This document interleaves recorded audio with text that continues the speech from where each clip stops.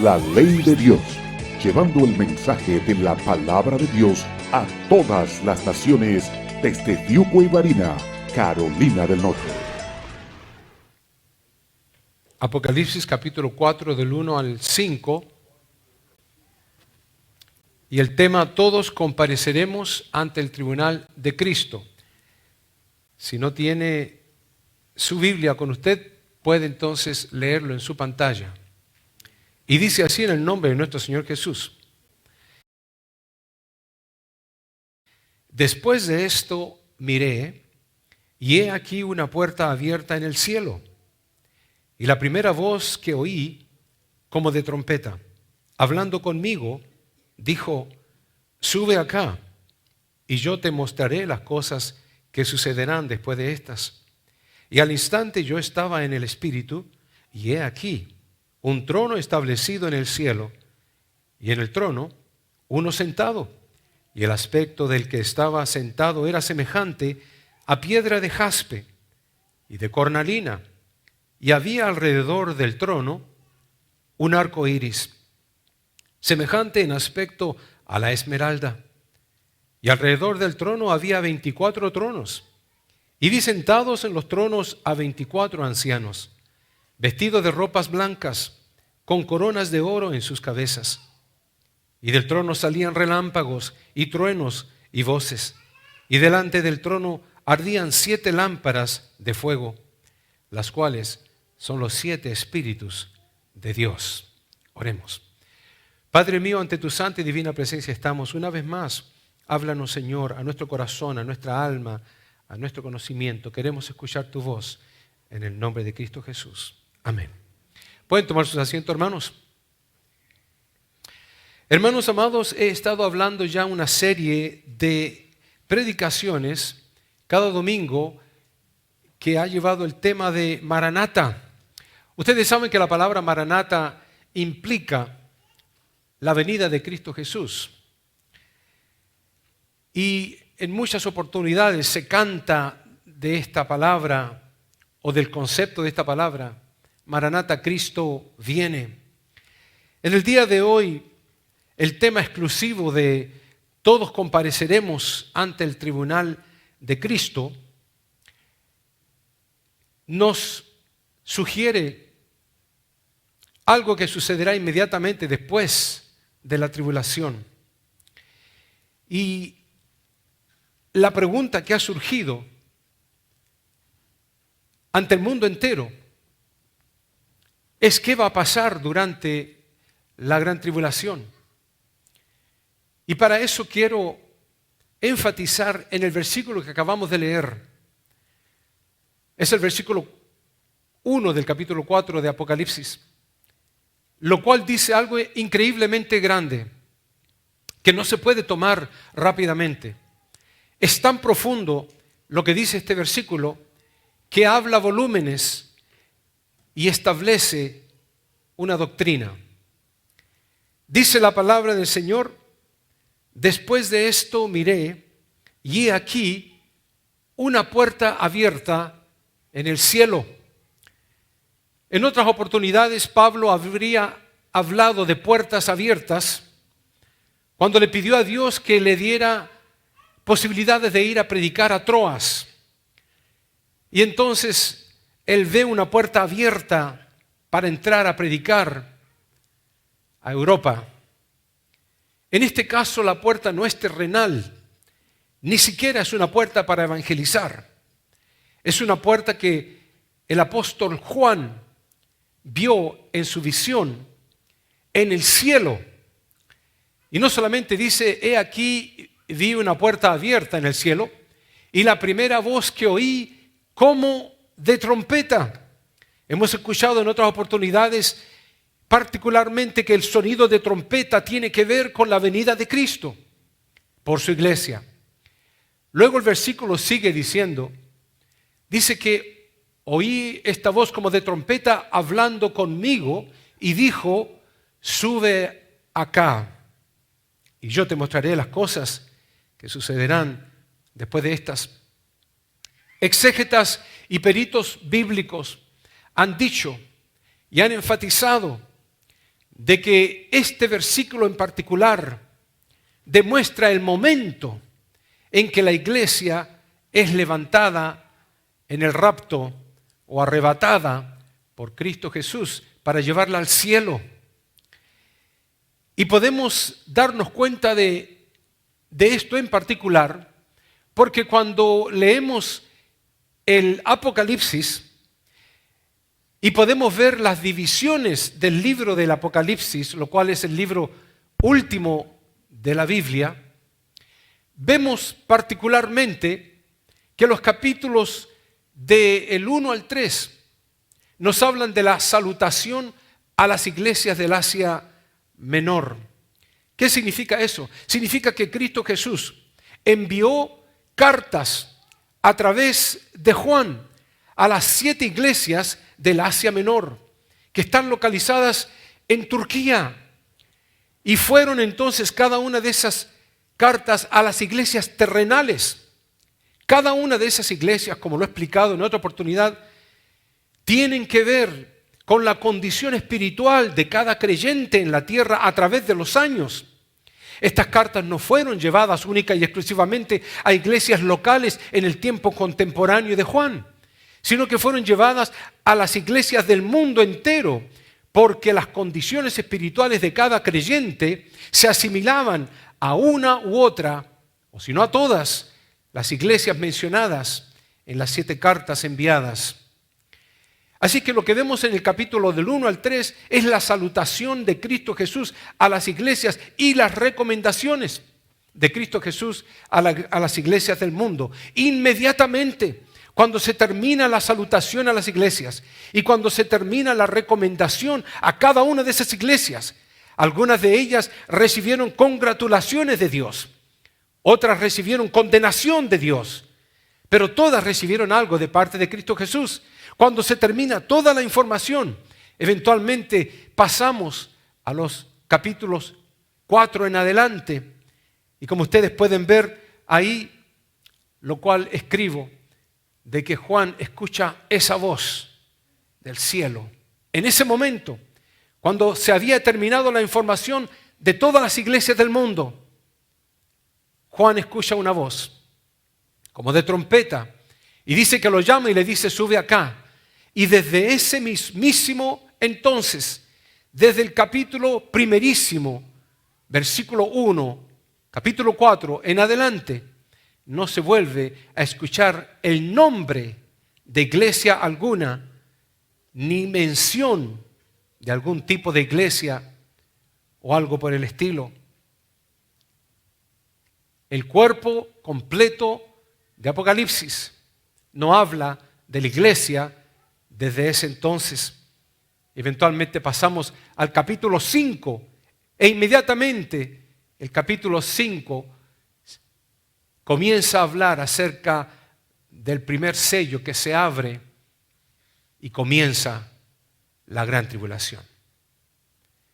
El anuncio de las iglesias había desaparecido. La recomendación a las iglesias ya no se escuchó más. Juan escuchó la voz que le dice, sube al cielo. Juan, siendo representante de la iglesia, el último, por cierto, el último apóstol de todos los apóstoles que allá habían muerto, y él escucha la voz que suba. Una representación, un paralelismo o una tipología del rapto de la iglesia en ese mismísimo instante.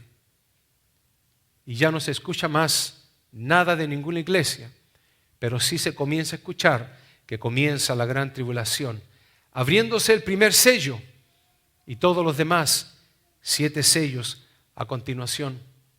Pasamos después al capítulo 9, que también abarca el 9, el 10 y el 11, y comienzan entonces las devastaciones por causa del sonido de las trompetas. Y tampoco se encuentra la iglesia mencionada.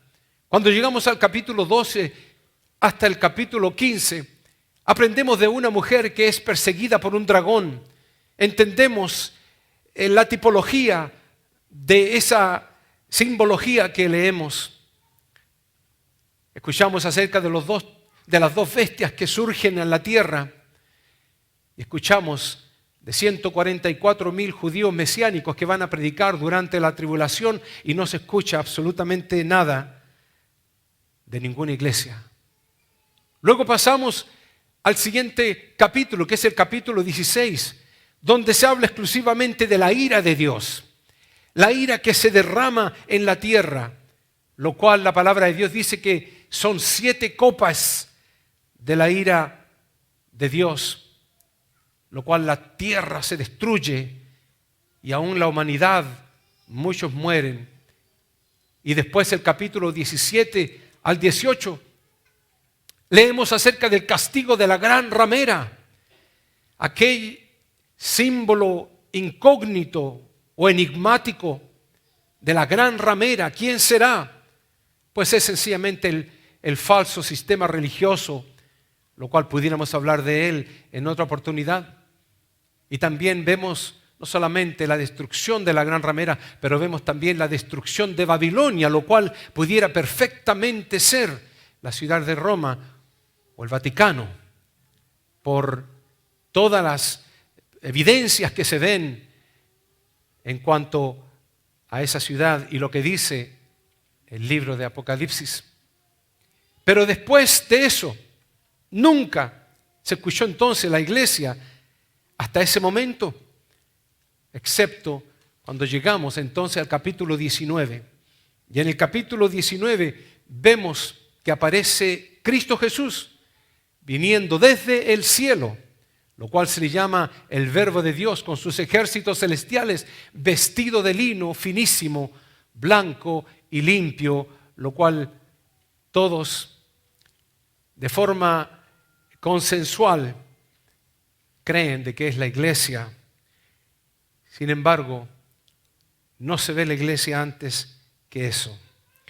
Entonces, hermanos, cuando vemos todos estos ejemplos, la pregunta que surge es: ¿dónde está la iglesia?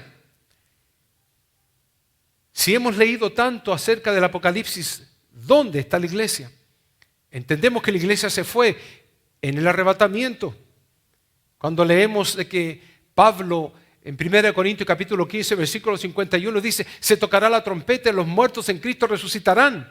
Luego, cuando lo vuelve a repetir Pablo en 1 Tesalonicenses 4:16, el Señor con trompeta de Dios descenderá del cielo.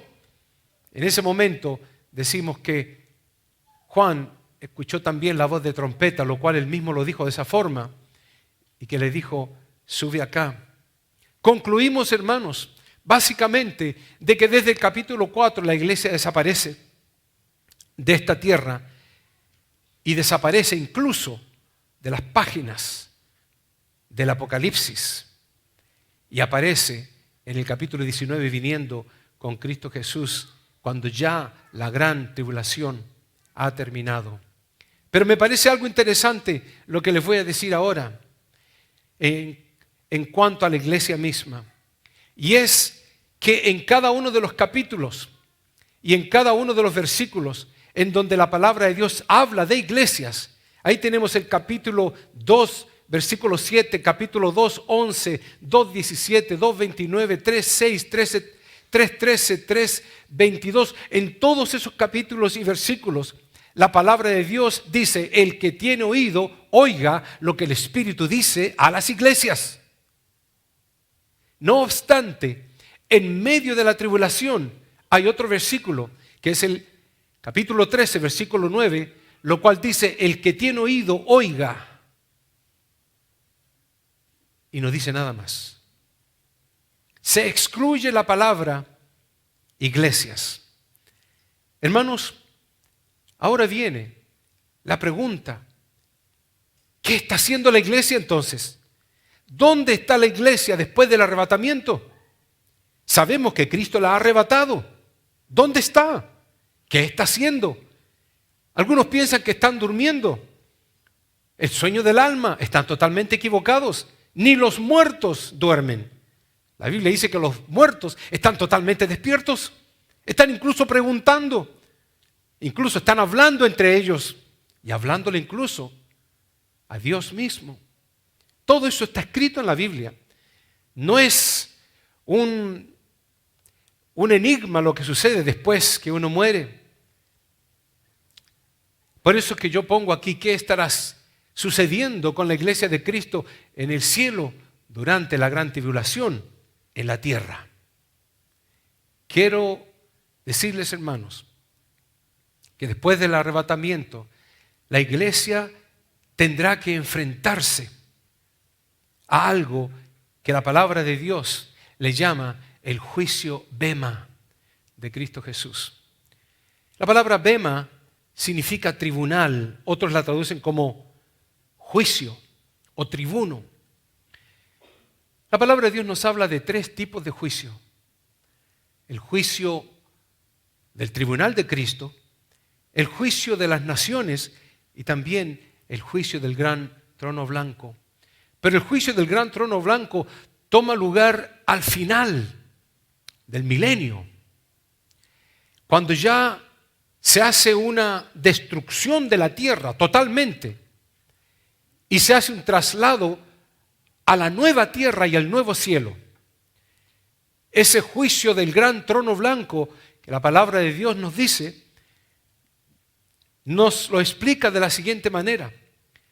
Dice Juan: y vi un gran trono blanco y al que estaba sentado en él, de delante del cual huyeron la tierra y el cielo.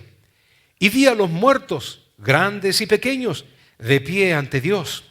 Y los libros fueron abiertos, y otro libro fue abierto, el cual es el libro de la vida. Y fueron juzgados los muertos por las cosas que estaban escritas en los libros, según sus obras. Y el que no se halló inscrito en el libro de la vida fue lanzado en el lago de fuego. No voy a hablar de ese gran juicio, porque toma lugar al final del milenio. Pero el punto de hoy es de que va a haber un juicio para los creyentes. Este juicio particular es para hacer una división de lo que la Biblia le ha llamado los que están muertos. No solamente la primera muerte, sino que también sufren la segunda muerte.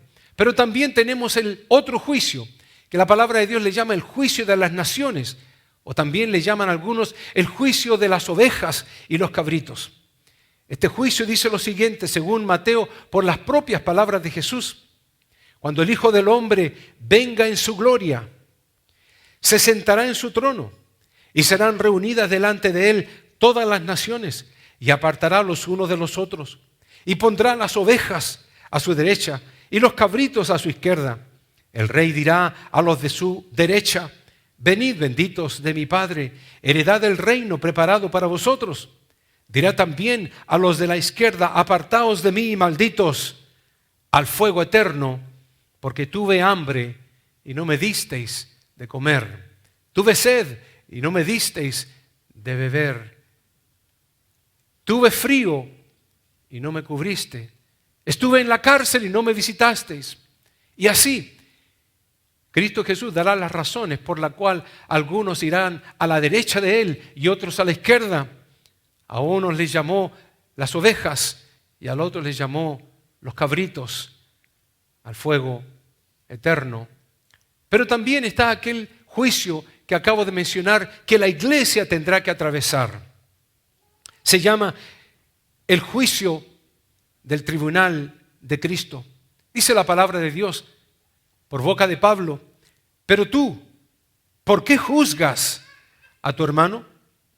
¿O tú también, por qué menosprecias a tu hermano? Y aquí está lo interesante que dice Pablo: porque todos compareceremos ante el tribunal de Cristo. Pablo le estaba hablando a la iglesia, no le estaba hablando a un mundo inconverso. No le estaba hablando a los gentiles, le estaba hablando a la iglesia de Cristo. Y le dice: todos compareceremos, todos nos enfrentaremos ante el tribunal de Cristo. La palabra bema, que se utiliza en el original griego, implica una silla que se ponía al final de la línea. Y todos los corredores de las Olimpiadas, por cierto, la palabra olimpiada viene también de esos tiempos antes de Cristo. Todos los que corrían en la Olimpiada cruzaban esa línea y había una silla, la silla bema, del tribunal del juez, y el juez veía quién cruzó la línea primero. Y aquel que cruzaba la línea primero se le entregaba entonces el galardón porque había ganado una corona Estéfanos, se llamaba, lo cual era un laurel que le ponían en su frente. En este juicio del tribunal de Cristo es exactamente igual. Aquel juez no condenaba a los corredores, sino que le daba la victoria a aquellos que cruzaban la línea, obviamente el primero. Los demás, aunque habían terminado, no necesariamente se llevaban el primer premio. Pero el tribunal de Cristo, todos ganan, porque el único corredor fue Cristo Jesús, y Él cruzó la meta.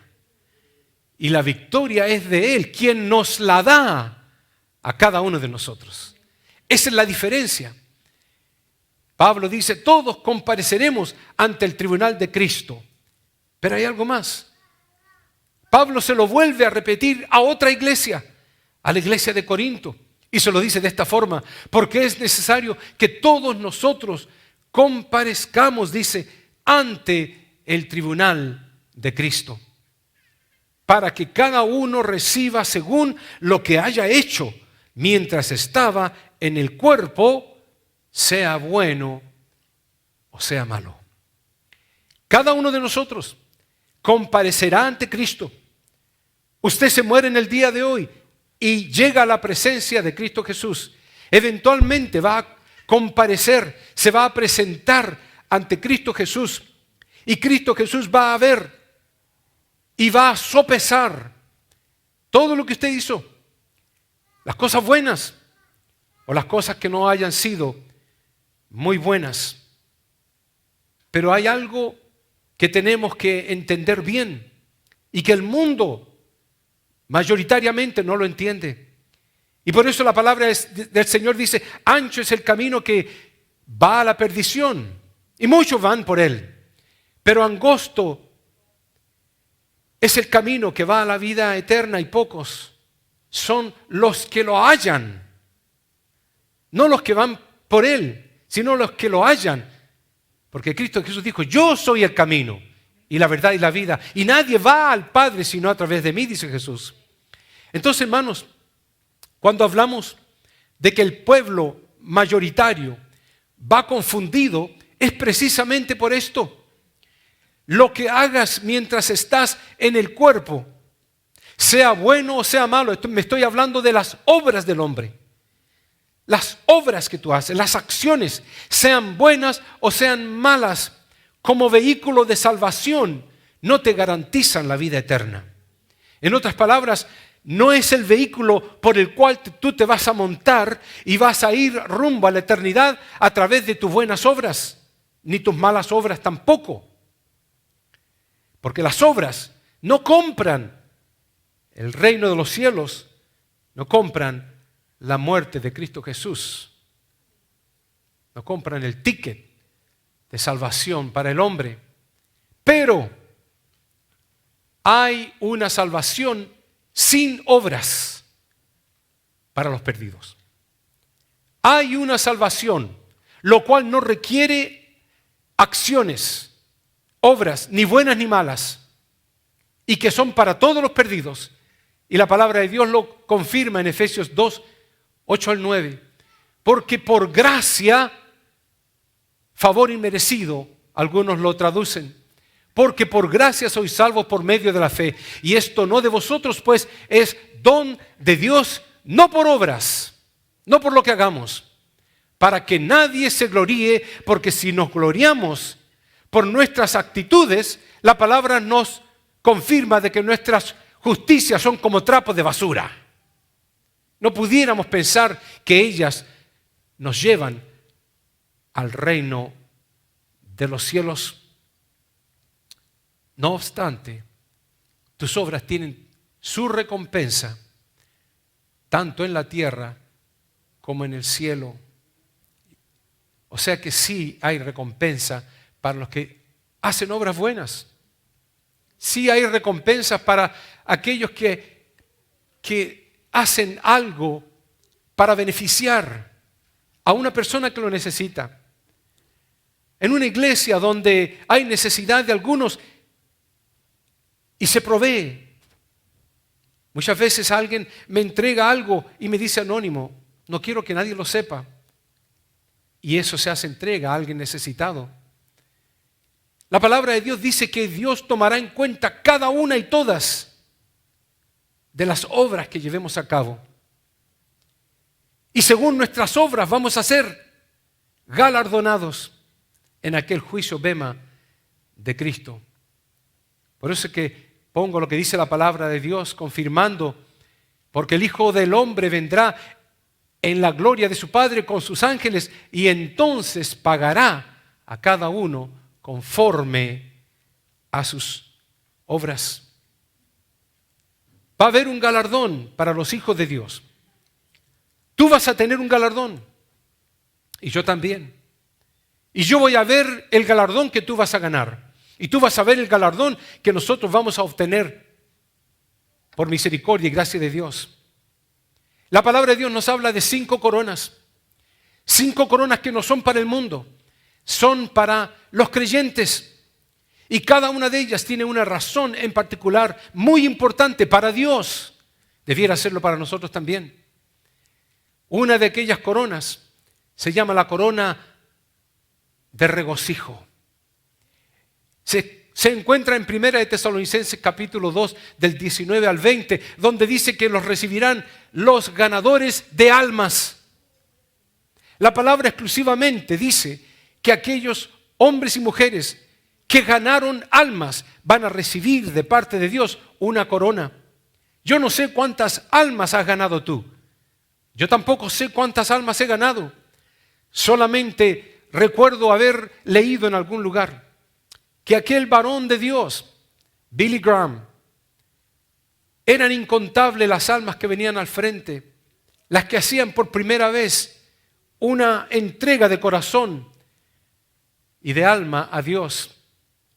Se piensa de que millones de personas por aquel hombre vinieron a Cristo Jesús y otras no solamente vinieron, sino que tuvieron reconciliación con Dios por las predicaciones y sermones de aquel individuo que Dios tomó para llevar el mensaje al mundo entero.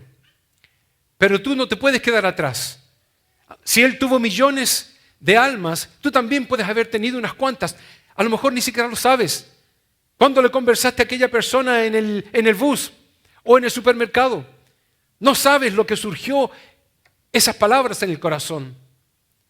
No sabes cuando tú invitaste a alguien aquí a la iglesia y esa persona vino al frente y frente a tus ojos aceptó a Cristo y se convirtió a Cristo Jesús y su corazón fue transformado de una forma genuina y sincera. A lo mejor te recuerdas de alguien que por tu razón ahora es cristiano evangélico. Esas almas, tú vas a ser recompensado por aquellas almas. Hermanos, Dios nos está motivando a hablarle a las almas para que las almas se conviertan a Cristo. Tenemos la otra corona también, que se llama la corona incorruptible. 1 Corintios 9, 25 al 27, a los que pongan su cuerpo en servidumbre, los que pueden decirle no a la carne, los que la carne tiene esa batalla, que quiere eso, y que se sienten totalmente destrozados y piensan que van a sucumbir. Pero desde lo más profundo de su alma le dicen no a la carne, no voy a hacer eso más. Voy a tomar mi palabra de cristiano, palabra de hijo de Dios, de hija de Dios, y voy a decirle que no a eso que te manipula, a eso que te controla. En el nombre de Cristo Jesús voy a decirle no, aquí se acabó, y voy a hacer el máximo esfuerzo. Dice la palabra de Dios que van a recibir una corona ellos también, los que pongan su cuerpo por servidumbre. También dice que la corona de gloria se le dará a los pastores que apacientan la grey. Yo considero que aquí se apacienta la grey, pero hay otros pastores que no apacientan sus grey. Hay otros pastores que trasquilan a las ovejas, golpean a las ovejas, dañan a las ovejas, las hieren, las echan y se las comen. Y esos pastores, la palabra de Dios dice claramente, el pago que recibirán, y no va a ser una corona de gloria, sino va a ser el fuego eterno en el infierno y eventualmente en el lago de fuego.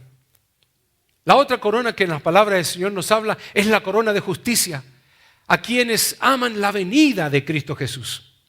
En 2 de Timoteo 4:8. Por eso, hermanos, si pensamos de que Cristo Jesús se demora, ya no va a venir, rechace ese pensamiento. Enamórese de Cristo Jesús. Continuamente piense en que Cristo Jesús ha de venir. Imagíneselo, añórelo. Desee la venida de Cristo Jesús. Al mirar al cielo, las nubes, imagínese que Él ya viene por su iglesia y que usted va a decir presente a su Señor.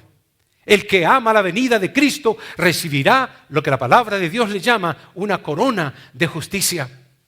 Y la quinta corona que dice la palabra de Dios es la corona de vida, lo cual la recibirán los fieles en pruebas y tribulaciones. Aquellos hermanos que reciban la corona de vida son aquellos que pasaron por el fuego, aquellos que pasaron por el agua y pensaban que se iban a ahogar, aquellos que decían, Señor, ¿dónde estás? Aquellos que estaban por tirar la toalla, por colgar los guantes, como se dice comúnmente. Aquellos que decían, no sé si creer o no creer. Aquellos que estaban atravesando lo mismo que pasó Juan el Bautista cuando le iban a cortar la cabeza y cuando dijo, Señor, ¿eres tú el que esperamos o tenemos todavía que esperar a otro? Porque todavía estoy confundido. Juan el Bautista, el que bautizó a Jesús en esas condiciones. Como el Elías, el gran profeta de Dios, el que decía una palabra y los cielos se cerraban y el sol se movía y todo lo demás. Aquel hombre asustado se metió en una cueva diciendo, yo soy el único que queda, Señor, de todos los profetas. Cuando nos encontremos en esas condiciones precarias por causa de las pruebas, de las enfermedades que nos atacan, porque vivimos en un cuerpo falible, un cuerpo que se deshace, que se rompe, el oxígeno nos oxida, imagínense, y nos pone viejos. Todos aquellos que atravesamos precarias tribulaciones, muchas veces tenemos que llorar sin que nadie lo sepa, solamente en la presencia de Dios, recibirán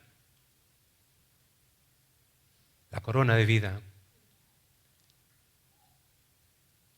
Apocalipsis 2:10 lo dice claramente. Por eso, hermanos, la palabra de Dios nos dice que si sobre este fundamento, ¿cuál? El de Jesús. Si sobre este fundamento, el que se predica en esta iglesia, alguno edificare oro, alguno de ustedes edifica oro, hermanos. No lo digo yo, lo dice la Biblia. Algunas de sus obras, sus acciones, para Dios son como oro. Algunos de ustedes edifican, dice, plata. Otros se ponen a edificar un edificio con piedras preciosas. Dios lo ve así. Pero otros lo hacen de madera y otros lo hacen de heno y otro de hojarasca. La palabra de Dios nos confirma que la obra de cada uno, ninguno se salva, ninguno queda exento. La obra de cada uno de ustedes, incluyéndome yo también, y todos aquellos que están mirando en YouTube, la obra de cada cristiano se hará manifiesta, porque el día la declarará, pues por el fuego será revelada. Dios va a preocuparse de probar tu fe a través de fuego. Y si tu obra fue una obra de hojarasca, de heno o simplemente de madera, cuando venga el fuego del problema, te vas a quedar destruido. Pero hay algo que ocurre con el fuego. El fuego te purifica más o te destruye totalmente. Si tus obras son obras de oro, de plata y de piedras preciosas, van a limpiarse más cada una de ellas. Y vas a brillar para Dios. Pero los que hacen sus obras, y son obras simples, que no tienen sentido, peleando todo el tiempo, que no hay nada de provecho, ni en la iglesia, ni en su vida secular, no están ni aquí ni allá, aunque son cristianos, pero no han crecido en el Evangelio, no han madurado en las cosas de Dios. Cuando venga el problema, va entonces a sufrir gran pérdida, y esto es lo que dice la palabra de Dios. Y la obra de cada uno, cual sea, cualquiera, no importa, cualquiera que sea, el fuego la probará. Si permaneciera la obra de alguno que sobreedificó ¿dónde? Sobre el fundamento de Cristo, recibirá recompensa. Si la obra de alguno se quemare, él sufrirá pérdida. Si bien él mismo será salvo, aunque así como por fuego. No se sorprenda, mi amado hermano, no se sorprenda que cuando lleguemos al reino de los cielos, usted vea un hermano o una hermana que apenas pasó hasta con olor a fuego al reino de los cielos. Casi tocó el infierno arrancando ahí. ¿Por qué? Porque sus obras fueron más para el mundo que para Dios. Aunque era creyente, no se esforzaba, no había un deseo de fidelidad como aquello que leímos, la corona de aquellos fieles. ¿Por qué lo dice la Biblia de esa forma? Ese es el pensamiento de Dios. Por eso, hermanos, si el Señor no edifica la casa, en vano se esfuerzan los albañiles. Si el Señor no cuida la ciudad, en vano hacen guardia los vigilantes, en vano madrugan ustedes. Ayer me preocupé en hacer un video para mandárselos a ustedes, a toda la iglesia. Puse un poco de humor ahí con la última canción, para que entendamos de que el Señor no quiere que lleguemos tarde. ¿Sabe por qué no quiere que lleguemos tarde? Porque en una oportunidad un amigo me dijo, casi alcancé a tomar el tren, casi llegué a lograr subirme al tren, pero cuando iba corriendo ya se iba movilizando el tren y no lo pude tomar. Imagínese que ese casi fuera de usted para entrar a la vida eterna. Casi entré al arca de Noé, pero se cerró la puerta. Dice, en vano madrugan ustedes y se acuestan muy tarde para comer un pan de fatiga, porque Dios concede el sueño a sus amados. Hermanos amados, para ir concretando todo esto, porque Dios no es injusto, dice la palabra del Señor, para olvidar vuestra obra y el trabajo de amor que habéis mostrado hacia su nombre, habiendo servido a los santos y sirviéndoles aún. El Señor no deja a un lado, ni hace la vista gorda a tu labor. Si te has esforzado a venir a la iglesia, el Señor ve tu esfuerzo. Si te has esforzado a entregar algo para el Señor como dádiva, el Señor ve tu esfuerzo. Y si Él lo ve, no se queda con los brazos cruzados. Él bendice, incluso Él reta y desafía de que probemos a Dios, probemos la benignidad de Dios. No debiera utilizar la palabra tentar a Dios porque no se puede tentar a Dios, pero de forma positiva, probemos a Dios. Probemos qué tan misericordioso es, qué tan abundante para corresponder a sus promesas es Dios. Así que, hermanos, frente a sus ojos está una clave bíblica. También la fe, si no tiene obras, es muerta en sí misma. La ley de Dios, llevando el mensaje de la palabra de Dios a todas las naciones desde Tiuco y Barina, Carolina del Norte.